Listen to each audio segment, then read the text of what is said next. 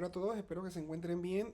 Hoy vamos a iniciar el estudio del aparato digestivo, que también se conoce como gastrointestinal, aunque realmente ninguna de estas denominaciones realmente cumple con la definición del aparato, pues porque como ustedes saben, no es solamente gastro, que es estómago, e intestinal de intestino, sino que hay otros órganos también, ¿verdad? Que ya en anatomía ustedes vieron, como es el páncreas, como es, eh, como es el hígado. Entonces vamos a utilizar el mismo texto que les proporcioné para que les ayude a ir viendo poco a poco este sistema gastrointestinal, sistema digestivo. Lo más importante, como siempre les digo, es tratar de encontrar lo que realmente ustedes necesitan. Entonces, como ustedes pueden ver aquí, pues hay unos, hay unos objetivos de aprendizaje, ¿verdad? Y entonces esperamos que después que ustedes terminen de estudiar este capítulo, puedan identificar los órganos del aparato digestivo, realmente describir cada uno de los órganos y las funciones, explicar la acción de algunas enzimas y hormonas, aunque son muchísimas, ¿verdad? Describir en cómo se degradan las proteínas, carbohidratos y grasas, describir la estructura y función de los órganos accesorios del aparato digestivo, por ejemplo, el páncreas y el hígado, que ya les dije. Y miren, hablando de vitaminas, enumerar vitaminas y minerales comunes relacionadas con su déficit y exceso. Esta parte realmente es un tanto más como teoría, solamente se las mostraré, porque para mí realmente no es el objetivo de la fisiología del aparato digestivo, es algo más relacionado a la nutrición, pero como siempre es importante que ustedes lo sepan. Que sepan que este es un tema del semestral también, ¿verdad? Y eh, de esta charla les haré algunas preguntas propias de lo que vamos a ir desmenuzando el día de hoy. Y estas mismas preguntas, como ya les había comentado, son las que les presentaré en su examen semestral. Entonces, el aparato digestivo también, ya saben, se conoce como aparato gastrointestinal, el tubo digestivo. Como pueden ver, pues va desde aquí, desde la boca, hasta el ano, ¿verdad? Y en su extensión mide aproximadamente 10 metros. La parte más larga, es muy importante, la parte más larga es el intestino delgado. El intestino delgado mide como 6 metros aproximadamente y el intestino grueso mide como 1.5 metros.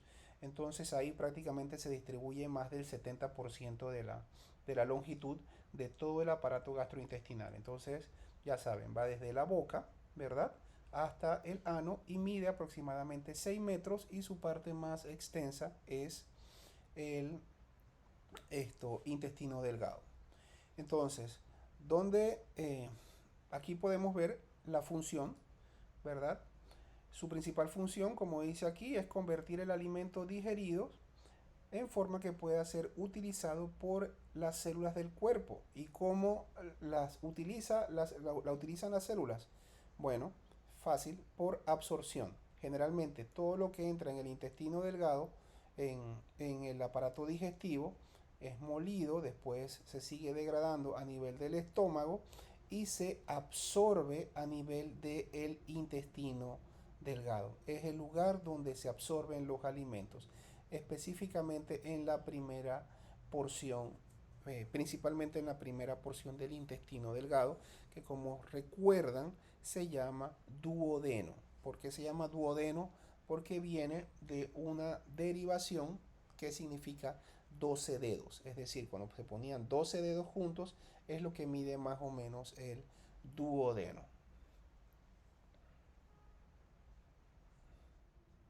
Aquí podemos ver entonces cuáles son las actividades del aparato digestivo y que son fácilmente deducibles porque ya saben, pues entonces se ingiere, se propulsan los alimentos, se digieren los alimentos y después que se digieren, ¿qué pasa? Se absorben, ¿verdad? Y lo que no se utiliza se elimina. Entonces, básicamente estas son las actividades del aparato digestivo y ustedes los pueden revisar en el texto en la página 449, ¿verdad? Entonces comenzamos con el primer órgano, ¿verdad? Que es de arriba hacia abajo, que es la boca. Hablaremos de la cavidad bucal y obviamente es el que lleva la actividad de la ingestión porque es por allí por donde entran los alimentos. Obviamente, ya en anatomía pues hemos visto las partes anatómicas de ella, pues podemos ver que tiene los labios, podemos ver que tiene el paladar. Recuerden que el paladar es un paladar en la parte delantera, es duro, y en la parte posterior es un paladar que es blando, que termina en lo que llamamos la campanita, ¿cierto? Que se conoce como úvula. Debajo de la lengua tenemos lo que se conoce como el frenillo lingual. Recuerden que el frenillo lingual, cuando está muy corto o está muy largo, entonces da problemas para el desarrollo del lenguaje o el habla. Y también tenemos un órgano muscular, ¿verdad? Que es de tipo voluntario, ¿verdad? Es un órgano muscular voluntario que se conoce como la lengua, ¿cierto? Y también en anatomía, si pueden mirar hacia atrás, veíamos que la lengua tiene papilas gustativas, ¿verdad? Que son las que tienen las sensaciones de los diferentes sabores. Eso lo pueden revisar en las clases de anatomía previas. Estructuras muy importantes, pues tenemos los dientes, ¿verdad? En un inicio tenemos los que se conocen los dientes deciduos, que son los dientes de leche, que en principio son 20. Posteriormente, la dentadura completa, recuerden que es de 32,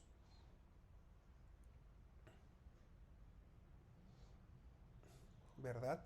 Entonces aquí pueden ver un esquema de la dentición primaria, que es la dentición decidua. Recuerden, ese es el nombre que se le da, decidua. Mantiene los incisivos, mantiene el canino, que es el que conocen como colmillo, ¿verdad? Y mantiene el primer molar y el segundo molar.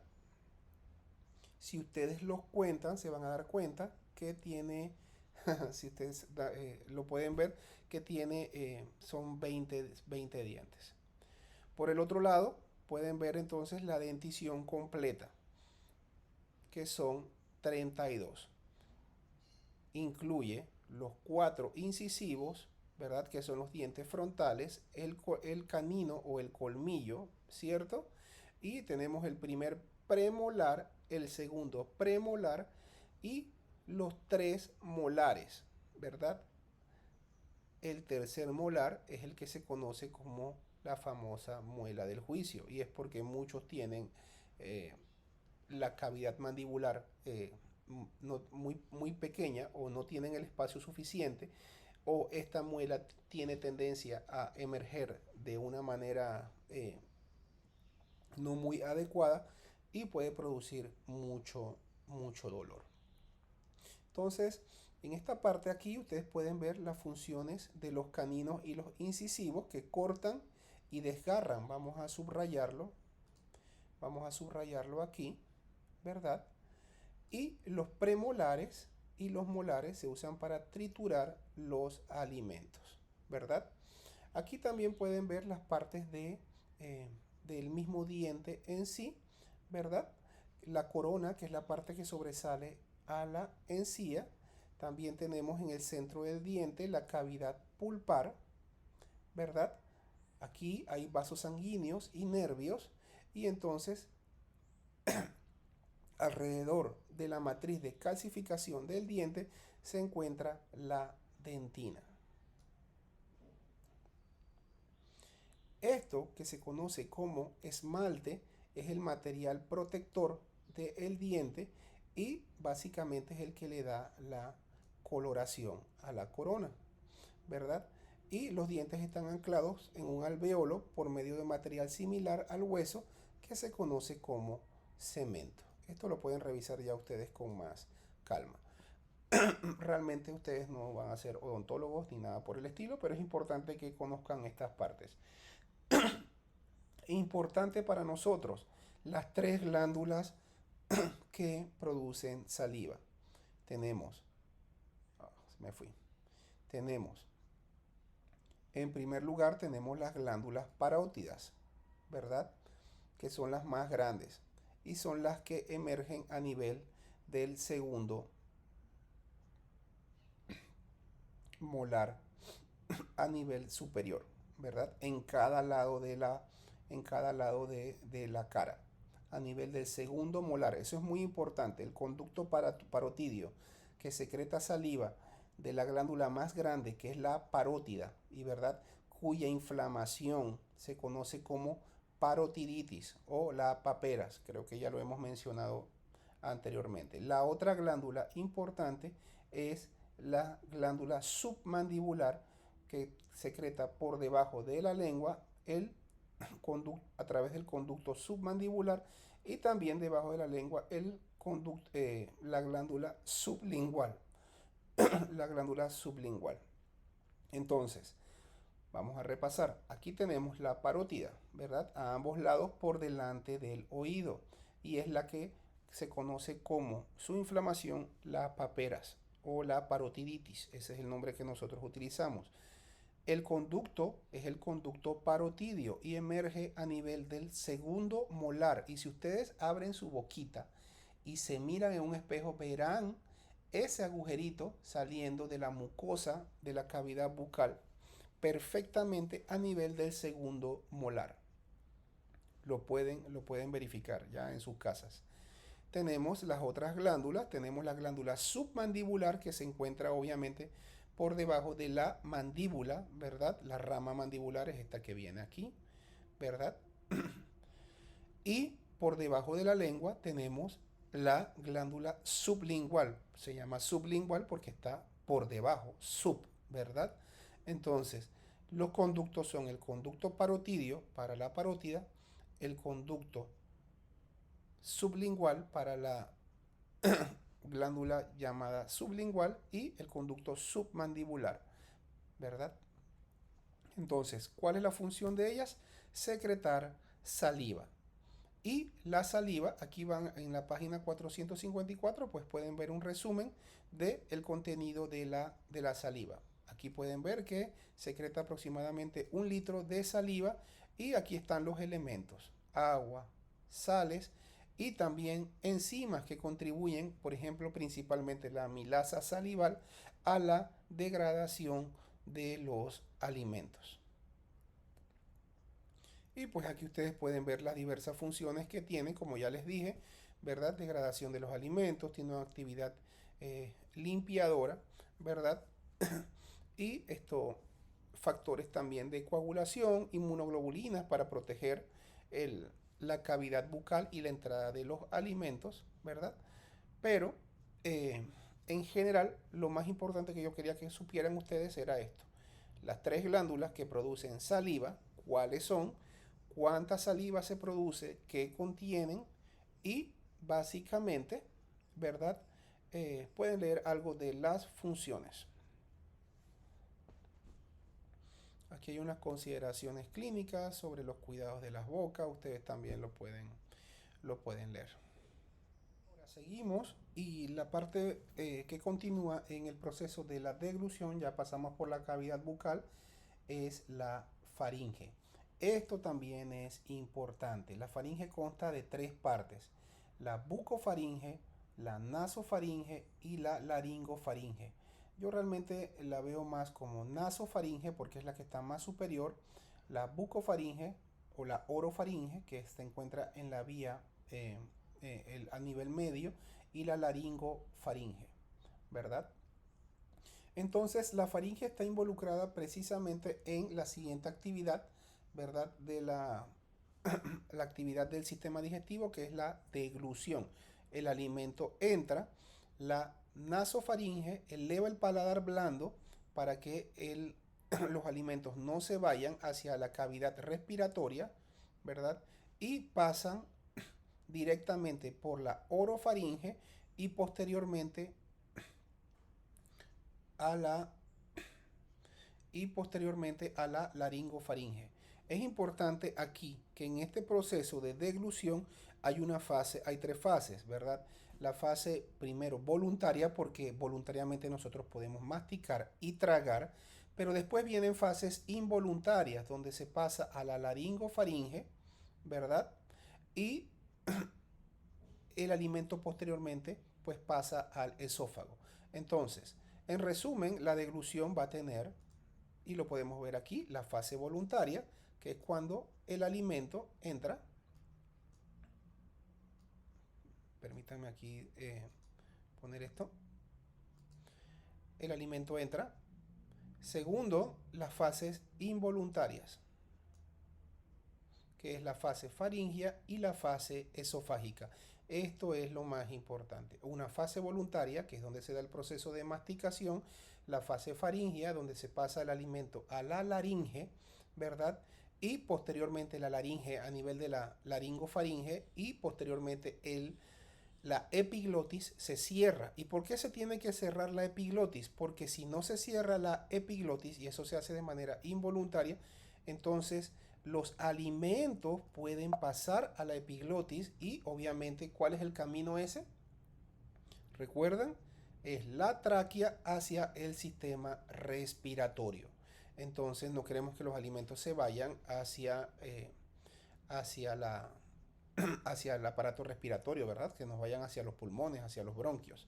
Entonces él tiene que seguir su camino a través del esófago y este camino se conoce como movimiento peristáltico. Lo que hace el esófago es un movimiento peristáltico, lo que se conoce como peristaltismo o peristalsis. Entonces, este alimento que está molido, que se convirtió en el bolo alimenticio, ¿verdad? A través de la fase voluntaria pasó a la faringe, de manera involuntaria lo pasa al esófago. Esta regulación involuntaria se da a nivel del bulbo raquídeo, que se encuentra a nivel del cerebro. Y con esto vamos a pasar entonces al esófago. Pero como podemos ver aquí, pues ustedes recuerdan que el esófago tenía una serie, es un aparato, es un tubo que es muscular, ¿verdad? Que tiene fibras que son longitudinales y fibras que son circulares que se contraen. Cuando el bolo alimenticio llega al estómago, tiene que pasar por un músculo, recuerdan, que divide el estómago y el esófago. Este músculo se conoce como, ¿recuerdan el nombre? Se le conoce como cardias, es el esfínter gastroesofágico, o cardias, y es el músculo que impide que los alimentos se regresen, es el músculo que impide que ustedes y yo también vomitemos, ¿verdad? Y es el músculo que impide que se dé el reflujo. ¿Qué es el reflujo? El reflujo es el regreso de los alimentos o las sustancias que se encuentran en el estómago o inclusive más allá. El daño de este cardias que se puede dar por la acidez, por bacterias como la Helicobacter pylori, como los embarazos, ¿verdad? Porque la matriz puede estar presionando y provocar entonces el daño sobre el cardias, da lo que se conoce como la enfermedad de reflujo gastroesofágico. Reflujo gastroesofágico.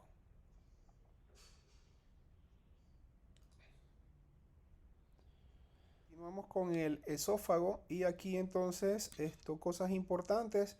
Ya hablamos de que el bolo alimenticio pasó a la bucofaringe. Entonces el esófago es un tubo que mide aproximadamente 25 centímetros de largo, ¿verdad? Pero ya ustedes sabían eso, ¿cierto? Y se encuentra detrás de la tráquea. Recuerden, la parte posterior es el esófago, la parte delantera es la tráquea y eso es muy importante cuando se va a hacer una maniobra de intubación, porque para poner un tubo endotraqueal obviamente debemos saber que está por delante y no vamos a pasar el tubo que quede en el esófago.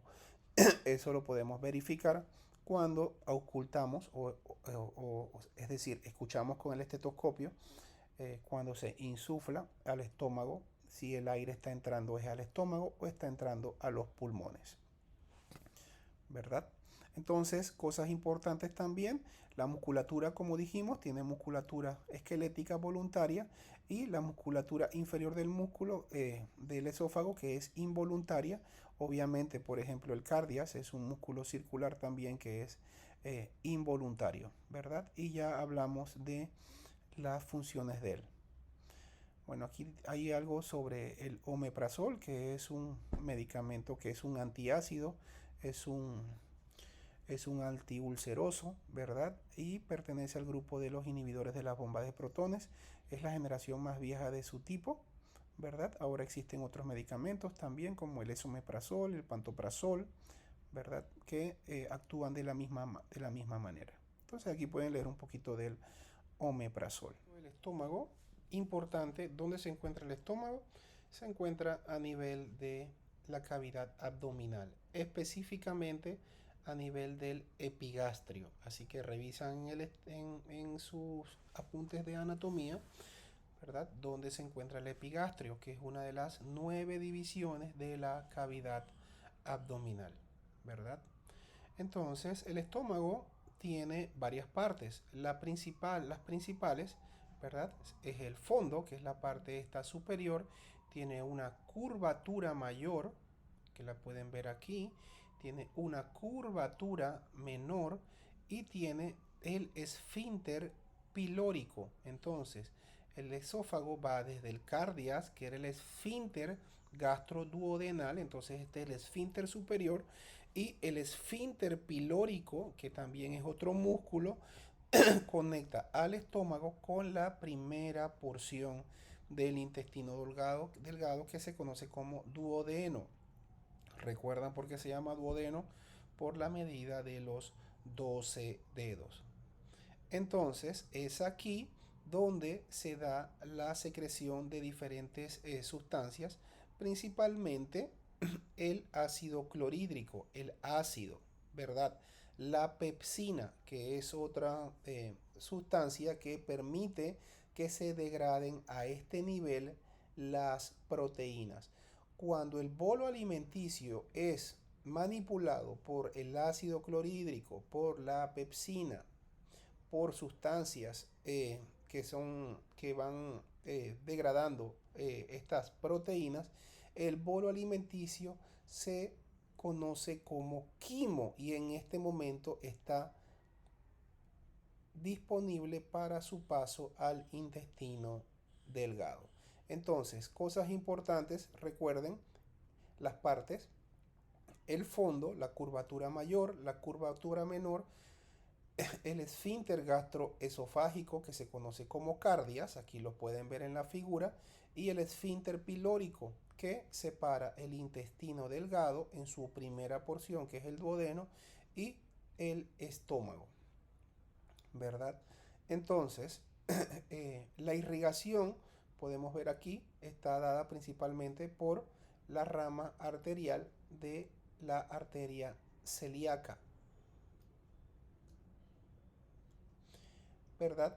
El nervio, la motilidad o el movimiento de los alimentos a través de esta parte del sistema gastrointestinal se da por, por el sistema simpático y el sistema parasimpático.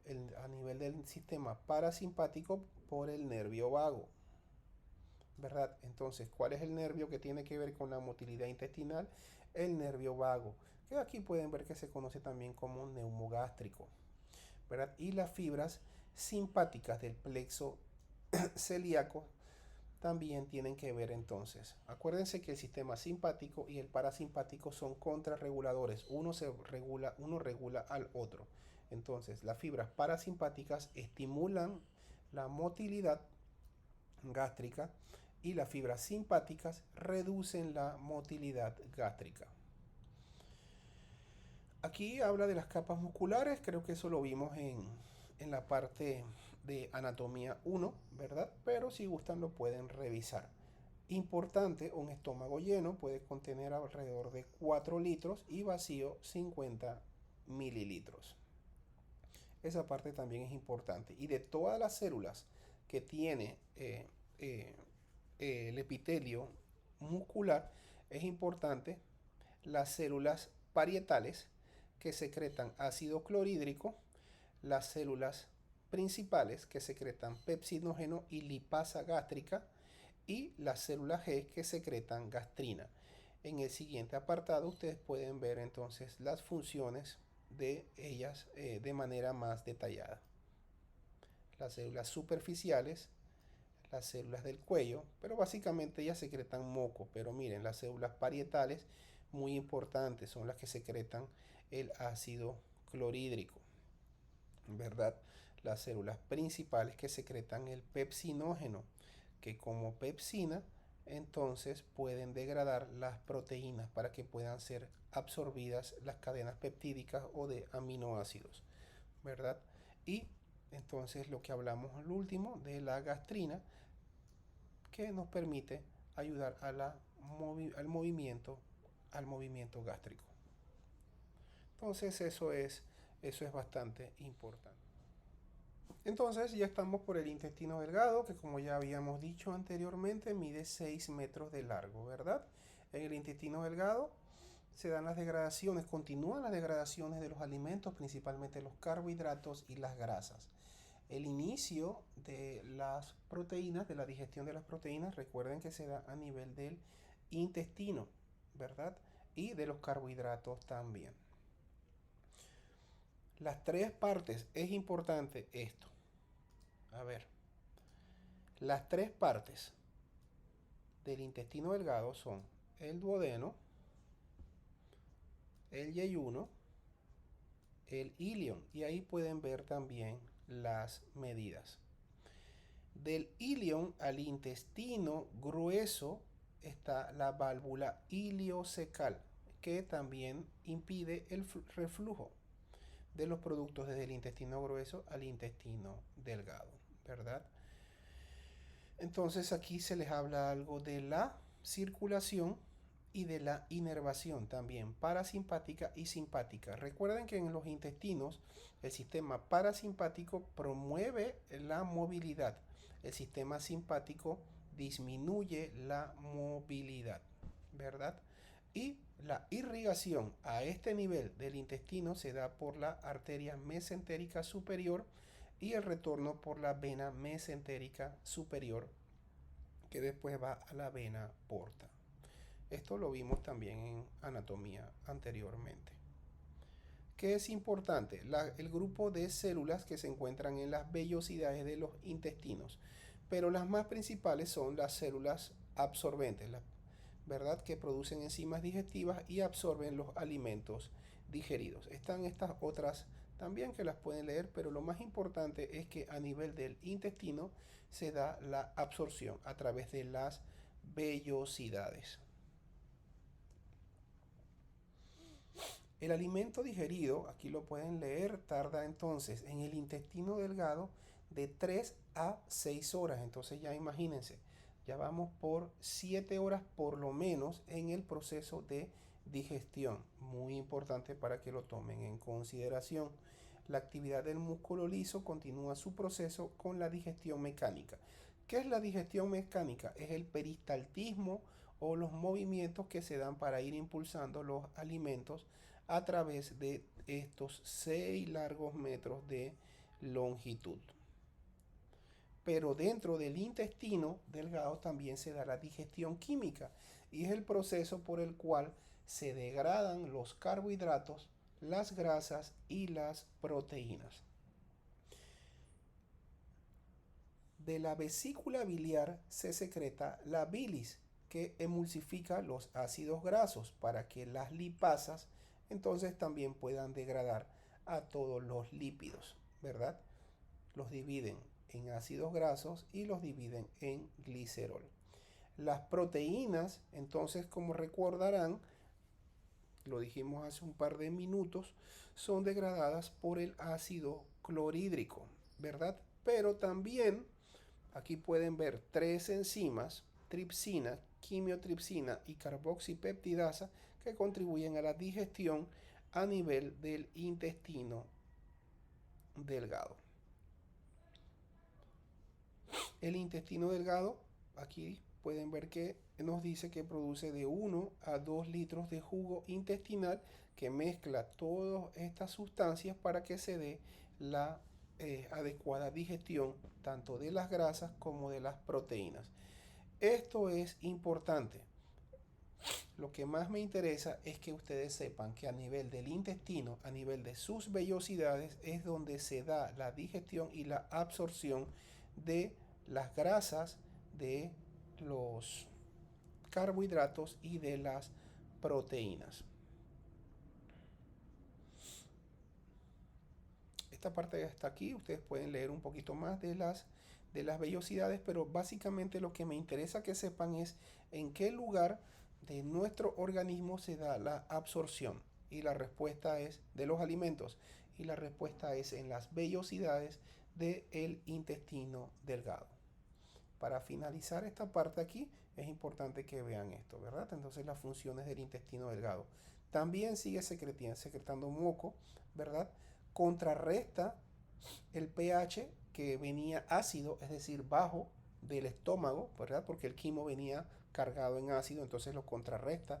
El intestino no puede recibir, mantener un pH bajo porque entonces también se va a quemar. Entonces siempre hay mecanismos contrarreguladores. La bilis, como ya les dije, es utilizada para la emulsificación de las grasas, esto es importante, ¿verdad? Y también se secretan las enzimas como las lipasas, la tripsina o la carboxipeptidasa también que les mencioné hace un rato para la digestión de las proteínas y también para la digestión de los carbohidratos. La digestión mecánica se da por peristaltismo, ¿verdad? En su fase mecánica. Recuerden que es importante que el sistema parasimpático es el que impulsa el intestino delgado y el simpático es el que retrasa los movimientos. El intestino delgado es el sitio donde se absorben la mayor parte de los nutrimentos, los electrolitos y el agua. Ahí se me fue la pantalla. Lo importante entonces es que repasen estas funciones del intestino delgado y como pueden verlas, aquí están.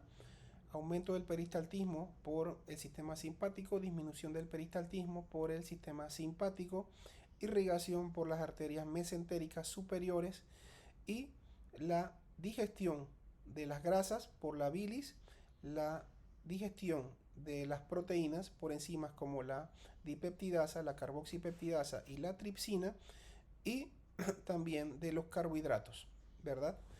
¿Y dónde se da esto? En las vellosidades del intestino delgado. En las vellosidades del intestino delgado es donde se da la absorción. Órganos que no se encuentran directamente en el aparato gastrointestinal. El primero, el páncreas. Muy importante, el páncreas tiene secreciones exocrinas y endocrinas. Estos conceptos los revisamos ya anteriormente y me gustaría que los volvieran a revisar.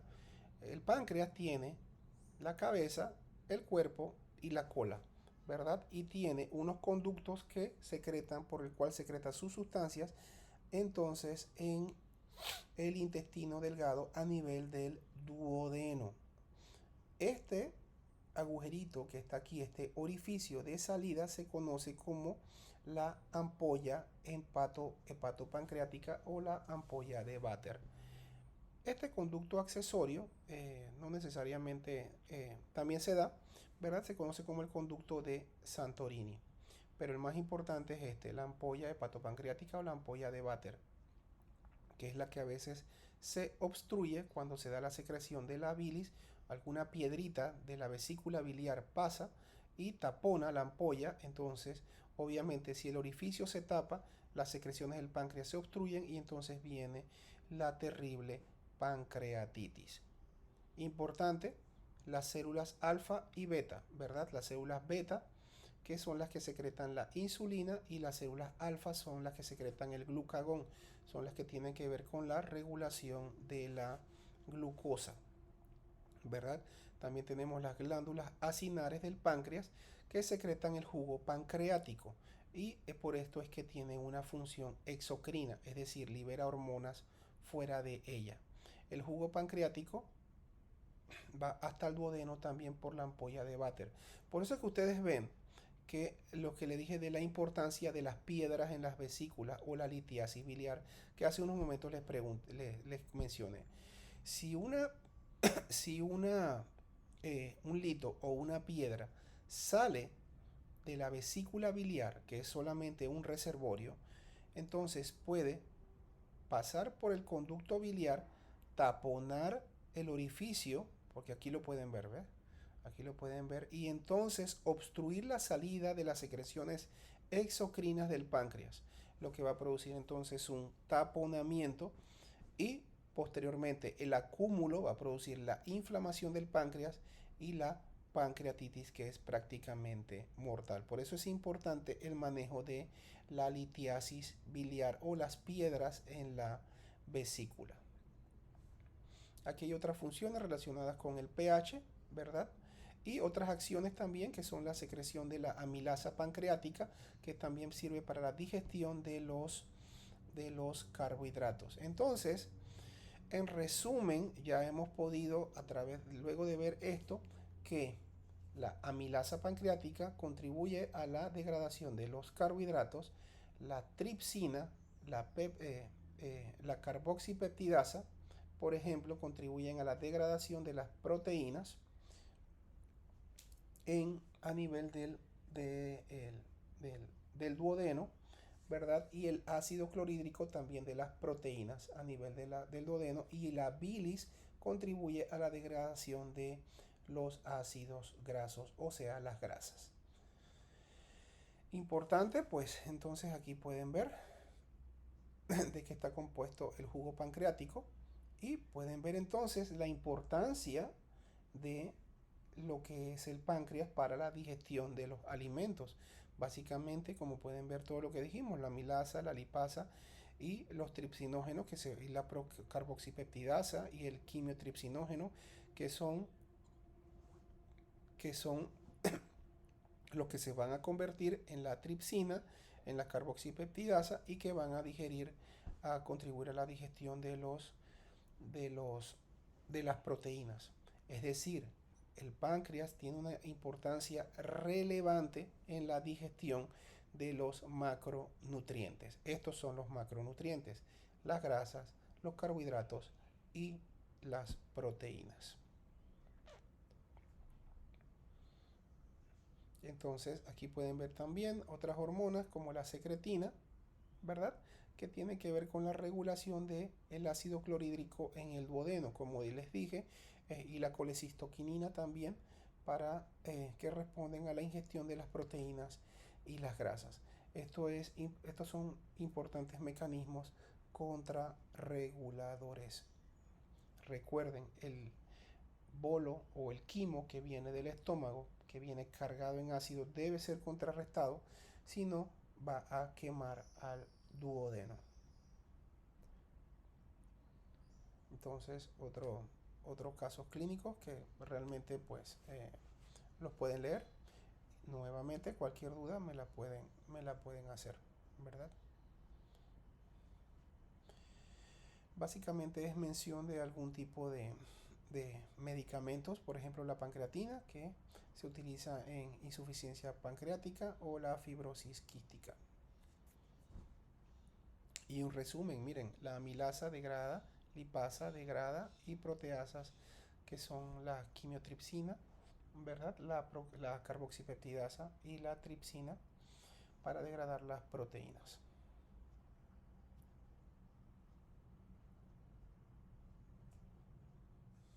Ok, ya estamos prácticamente terminando. Importante, el otro órgano externo al intestino, al sistema gastrointestinal, es el hígado, y el otro es la vesícula biliar.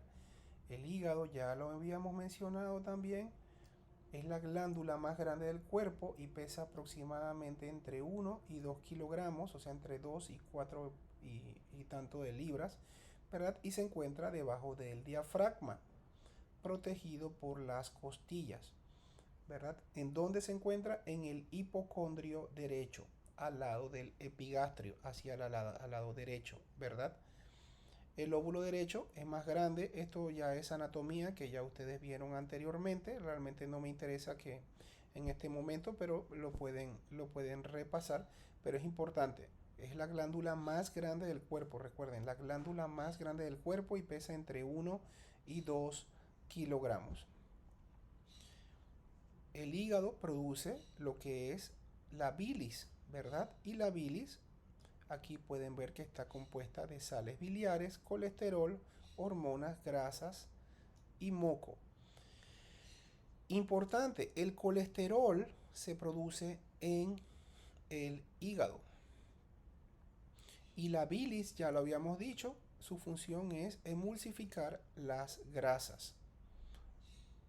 Las funciones del hígado: limpieza, reciclaje de los eritrocitos, eh, desactivación de muchas hormonas, aquí lo pueden ver, proteínas, producción de las proteínas de la coagulación, recuerdan que ya vimos la cascada de coagulación, y la síntesis de la vitamina A, así como también la generación de calor. Básicamente, importante entonces, en este aspecto, la glándula más grande del cuerpo es la que produce bilis, es la que produce colesterol, ¿verdad? Pesa entre 1 a 2 kilogramos. La bilis que produce el hígado pasa a la vesícula biliar, que es un pequeño saco que solamente lo conocemos como un reservorio. No le encontramos otra función.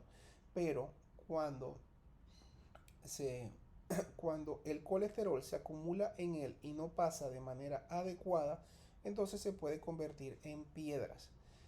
Entonces, las piedras que se acumulan en la vesícula biliar son de colesterol. Es muy diferente a las piedras que se acumulan en los riñones o el aparato renoureteral, que tienen otro tipo de origen, como por ejemplo el calcio o el ácido úrico. Y eso ya lo veremos más adelante. Pero es importante que sepan que los cálculos o las piedras o los litos que se producen en la vesícula biliar son principalmente son de colesterol, son de colesterol. Entonces,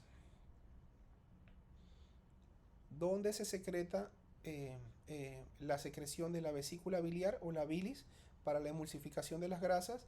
Ya lo dijimos, en el intestino delgado.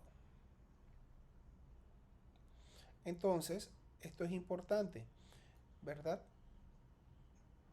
La vesícula biliar se contrae y la bilis entonces es expulsada hacia el conducto cístico y por el conducto colédoco antes de entrar en el duodeno. Es decir, el conducto cístico es la salida de la vesícula biliar. Se une con el conducto hepático común y forman el conducto colédoco, que es el que va hacia el duodeno por la ampolla hepatopancreática. Creo que acá lo podemos ver un poquito más arriba. Disculpen que me regrese, pero es importante, ¿verdad? El conducto cístico es este que está aquí. La vesícula biliar drena a través del conducto cístico y cuando se une con el conducto hepático, entonces forman el conducto colédoco, que es el que va aquí hacia la ampolla de Vater. Es por eso, nuevamente, es muy importante, de verdad que es bien importante, que el manejo de la litiasis biliar o de las piedras o los cálculos biliares, porque pueden perfectamente, como lo pueden ver aquí, taponar. Y por último, el intestino delgado. Ya dijimos, mide aproximadamente, bueno, no sé si lo mencioné en esta clase, ya no me acuerdo, aproximadamente 1,5 metros, puede medir 1 metro, 1,5 metros, 1,5 metros de largo, ¿verdad? Y es el destino final para la salida del material en forma de heces, ¿verdad? Entonces, a través de la última porción, que es el recto y el ano.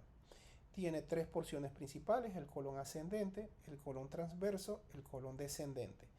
Y aquí, ¿verdad? La válvula iliocecal, aquí le pusieron esfínter iliocecal, es otro musculito, es el que impide el regreso de el material hacia el ilio. La primera porción, el colon ascendente, tiene la parte más baja, más inferior, se le conoce como ciego. Y el ciego tiene un apéndice, ¿verdad? Que es el apéndice vermiforme o el apéndice cecal. La inflamación de este, cuando algún segmento de heces se acumula aquí, ¿verdad? Porque como ven es un espacio que donde puede entrar algo y no puede salir necesariamente si no hay suficiente peristalsis, entonces produce la inflamación del apéndice vermiforme o el apéndice cecal y va a producir entonces lo que se conoce como la apendicitis, ese dolor que inicia con vómitos, con náuseas, con vómitos, que puede iniciar a nivel del epigastrio y se va irradiando, recuerden, irradiando significa que va viajando, se va irradiando hacia la fosa ilíaca derecha y va produciendo dolor en la fosa ilíaca derecha. Posteriormente puede asociarse también a fiebre. Hay una triada que se conoce como triada de Cope: fiebre,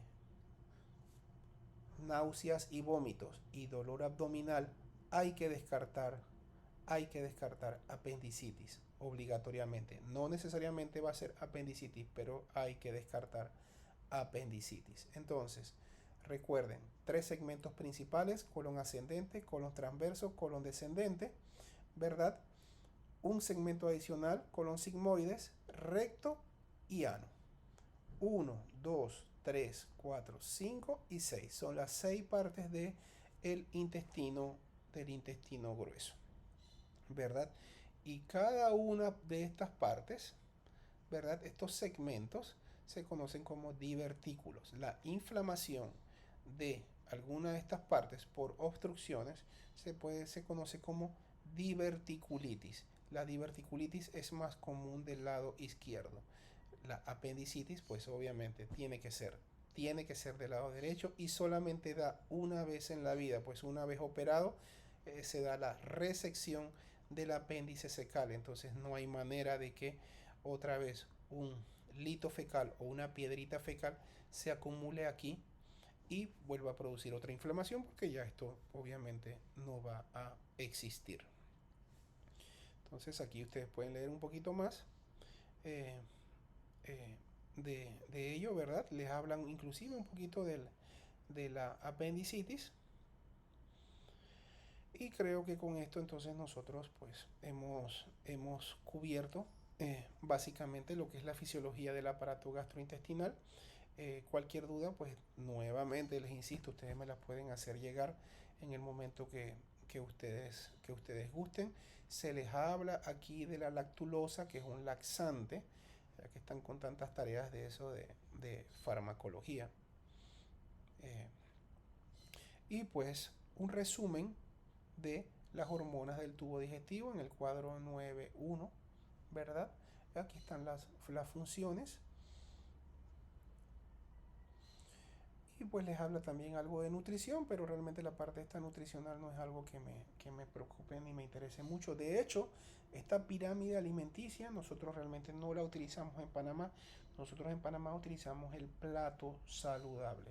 Debería dejarles una tarea de eso, pero no. Pero por favor, si lo pueden leer, busquen lo que es el plato, el plato saludable, que es la norma nutricional en Panamá. Así que bueno, chicos, fue un placer y nos vemos entonces la próxima semana, primero Dios. Entonces, de esta clase específicamente haré unas 4 o 5 preguntas que me van a tener que responder en el Classroom y son las preguntas que les asignaré en su examen. Así que ya por lo menos van a sacar no sé, un 10 de 100. No, mentira, es broma, sé que van a salir súper bien. Saludos chicos, que estén bien.